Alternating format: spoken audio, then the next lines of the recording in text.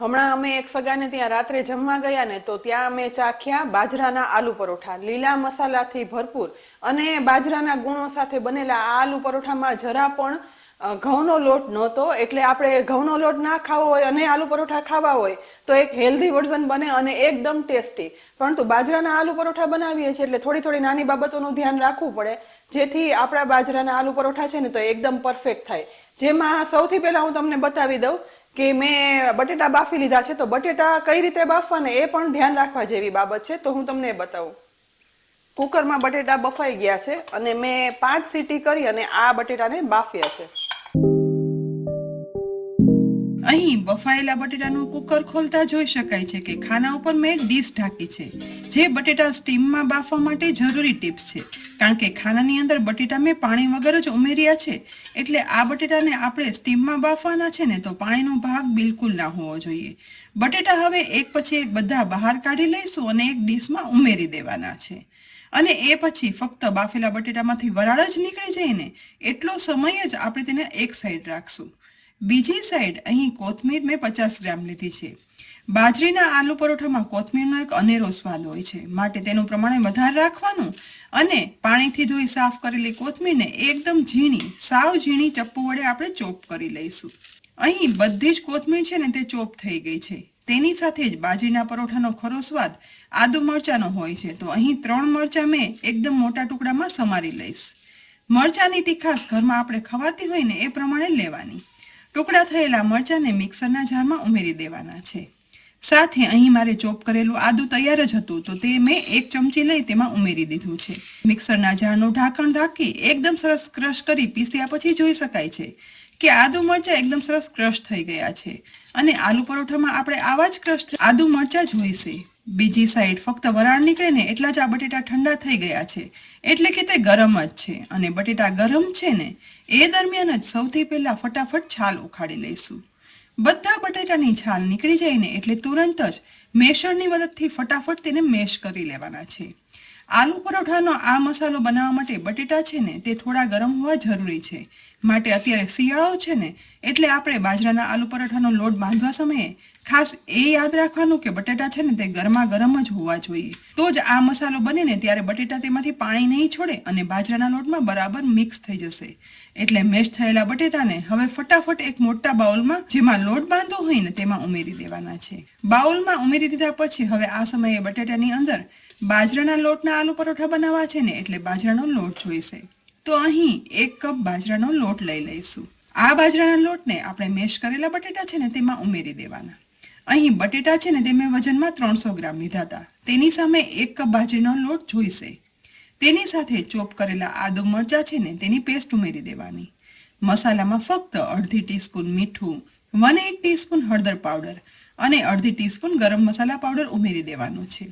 સાથે વધારે પ્રમાણમાં ચોપ કરેલી કોથમીર પણ અત્યારે ઉમેરી દઈશું. ઉપરથી માત્ર અડધી ટીસ્પૂન તેલ ઉમેરી મિક્સ કરી દેવાનું છે. અહીં બટેટાના પ્રમાણમાં બાજરાનો લોટ છે ને તે વધારે જ રાખવાનો અને બધું આ રીતે મિક્સ કરવાનું છે. પરંતુ હા, હજી એક ખાસ ઇન્ગ્રેડિયન્ટ ઉમેરવાનું બાકી છે, જેનાથી આ બાજરાના આલુ પરોઠા છે ને તે એકદમ ફરસા બને છે. સાથે આ લોટમાં બાઇન્ડિંગ પણ આવશે. માટે બધું મિક્સ થઈ ગયા પછી અહીં જોઈ શકાય છે કે બટેટા છે ને તે લોટમાં સરસ ભળી ગયા છે. અને આ ત્યારે જ પોસિબલ બનશે જ્યારે બટેટા થોડા એવા ગરમ હશે. બધું મિક્સ થઈ ગયા પછી આ સમયે 2 ટેબલસ્પૂન જેટલું દહીં આ લોટમાં ઉમેરી દેવાનું છે. અને હવે દહીં વડે આ લોટમાં બધું સરસ મિક્સ કરી દેવાનું. અહીં જુઓ, મીડિયમ સોફ્ટ લોટ બની અને તૈયાર થઈ ગયો છે. તો ઉપરથી સહેજ એવું તેલ પણ ઉમેરી દઈશું. સહેજ એવો લોટ હવે મસળી લેવાનો અને એ પછી બટેટા અને બાજરાના આ બંધાયેલા લોટને કૂણવાનો બિલકુલ નથી. પણ હા, ગરમીનો ટાઈમ હોય ને તો આ બંધાયેલા લોટને ફ્રીઝમાં અડધો કલાક માટે રાખી દેવાનું, જેથી થોડો કઠણ થઈ જાય. અત્યારે ઠંડી છે, માટે આ લોટમાંથી આપણે આલુ પરોઠા કઈ રીતે પરફેક્ટ બનાવવાને તેની ખાસ ટ્રીક બતાવીશ. અહીં આ લોટમાંથી એક મીડિયમ સાઇઝનો લુઓ લઈ અને વાળી લેવાનો છે. આ પરોઠા વણવા માટે બાજરીના કોરા લોટમાં આ લુવાને કવર કરી લઈશું. બધી સાઈડથી પ્રમાણમાં વધારે લોટ સાથે આ લુઓ કવર થઈ જાય ને એ પછી વણવાની પાટલી ઉપર રાખી વણવાની શરૂઆત કરવાની છે. બાજરાનો લોટ અને બટેટાને લીધે આ લોટ છે ને તે ધીમે ધીમે કરી અને સોફ્ટ થવા લાગશે. થોડો વધારે કોરો બાજરીનો લોટ વડે કવર કરી અને ફરીથી આ પરોઠું વણી અને તૈયાર કરી લેવાનું છે. અહીં મીડિયમથી નાની સાઈઝનું આલુ પરોઠું વણી અને તૈયાર થઈ ગયું છે. અહીં તમને આ પરફેક્ટ આલુ પરોઠું વણેલું દેખાતું હશે, પણ આપણને બધાને ખબર છે કે બાજરાના લોટમાં બાઇન્ડિંગ નથી આવતું. તો પછી આ આલુ પરોઠું બનાવવામાં કે વણવામાં આવતી નાની નાની તકલીફ, તેમાંથી આવું પરફેક્ટ આલુ પરોઠું કેમ વણાયું? તો એ હું તમને બતાવીશ બીજું આલુ પરોઠું વણવા સમયે. અહીં આ પરફેક્ટ વણાયેલા પહેલા આલુ પરોઠાને ગેસની મીડિયમ ફ્લેમ પર ગરમ થતા તવા ઉપર ઉમેરી દેવાનું છે. મીડિયમ ફ્લેમ પર જ એક બાજુ લગભગ 1 થી 1.5 મિનિટ આ પરોઠાને શેકાવા દઈશું, જેથી બાજરીના લોટ અને બટેટાના કારણે સોફ્ટ વણાયેલો આ આલુ પરોઠું છે ને તે એક સાઈડ બંધાઈ જાય. એ પછી આશરે 1.5 મિનિટ થાય ને ત્યારે તેની સાઈડ ધીમે રહી અને ચેન્જ કરી દેવાની છે.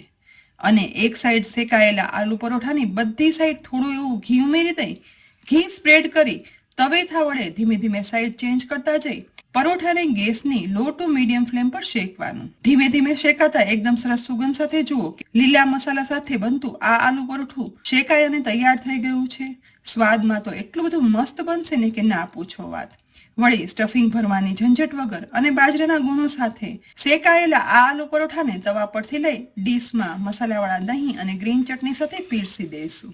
હવે હું તમને એ પણ બતાવું કે આપણે પરોઠું વણવામાં બીજી તકલીફ શું આવી શકે. પહેલું કે બીજું પરોઠું તો વણાઈ જશે, પરંતુ ઘરમાં વધારે માણસો હોય અને આપણે વધારે પરોઠા બનાવવા હોય ને, જ્યારે પરોઠાનો લોહો લઈશું ને ત્યારે તે એકદમ સોફ્ટ થઈ ગયેલો લાગશે અને હાથમાં પણ ચીપકવા લાગશે. વણવા સમયે કોરા લોટથી કવર કરી આલુ પરોઠા વણવાનું શરૂઆત કરશું ને તોય પણ તે વેલણમાં કે પાટલી પર પરોઠું છે ને તે ચીપકવા લાગશે.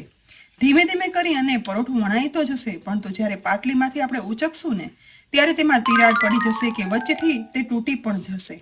કારણ કે બટેટાનો ગુણ છે કે ઠંડુ થાય ને ત્યારે તે પાણી છોડે અને વળી બાજરાના લોટને લીધે બાઇન્ડિંગ પણ નહીં આવે.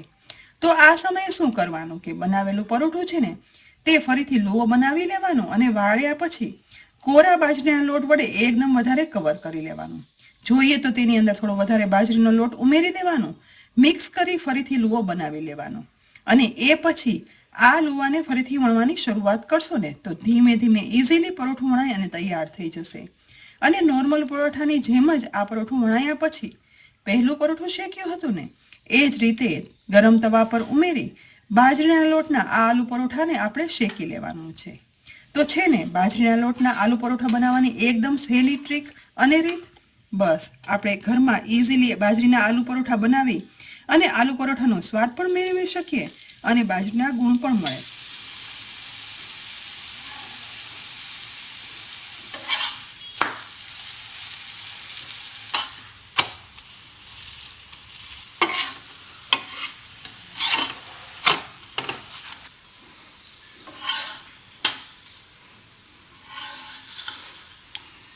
બીજા શેકાયેલા બાજરીના આલુ પરોઠાને પણ હવે ડીશમાં પીરસી લઈશું અને તે પછી તે કેવા બન્યા ને એ ટેસ્ટ પણ કરીએ.